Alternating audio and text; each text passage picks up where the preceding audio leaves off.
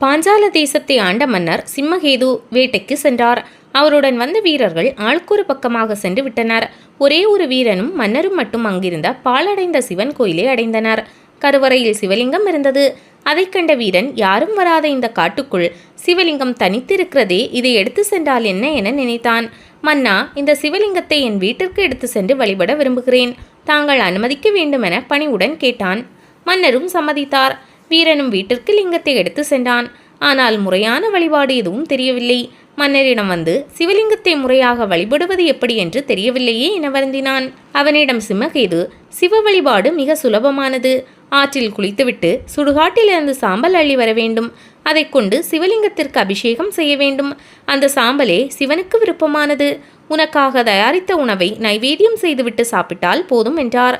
மன்னர் சொன்னபடியே வீரனும் குளித்தும் சுடுகாட்டிற்கு போய் சாம்பல் எடுத்து வந்து பூஜை செய்தான். ஒரு நாள் கடும் மழை. சுடுகாட்டில் கிடந்த சாம்பல் நீரில் கரைந்து போய்விட்டது.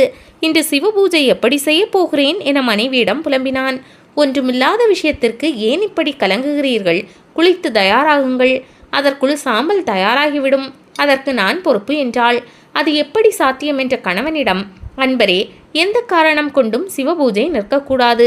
நான் என் மீது நெருப்பு வைத்து உயிரை விடுகிறேன். என் சாம்பலை பத்திரப்படுத்திக் கொள்ளுங்கள்.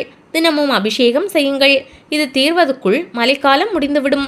உங்களுக்கு வேறு சாம்பல் கிடைக்கும் என சொல்லி தன் மீது நெருப்பு வைக்க தயாரானாள். வீரன் தடுக்க முயற்சிப்பதற்குள் நெருப்பு பற்றியது. ஆனால் ஒரு நொடிக்குள் அந்த நெருப்பு பூக்களாக மாறியது. பூஜைக்காக உயிரை தர துணிந்த அவளுக்கு பார்வதியுடன் காட்சியளித்தார் சிவபெருமான். பெண்ணே, பக்தியாலும் கணவன் மீதுள்ள அன்பாலும் நெருப்புக்கு இரையாக துணிந்தாயே. சிவபூஜை செய்வதையே கடமையாக கொண்ட உனக்கும் உன் கணவனுக்கும் நல்லாசிகள். அள்ள அள்ள குறையாத சுடுகாட்டு சாம்பல் கலசத்தை தருகிறேன். நீங்கள் இன்னும் பலகாலம் பூஜை செய்து வளமோடு வாழ்ந்து சிவலோகம் அடைவீர்களாக என வரமளித்தார். ஆச்சரியத்தில் அவளுக்கு பேச்சு வரவில்லை. வீரனும் அவன் மனைவியும் சிவனுக்கு நித்திய பூஜை செய்து புறவா நிலையை அடைந்தனர்.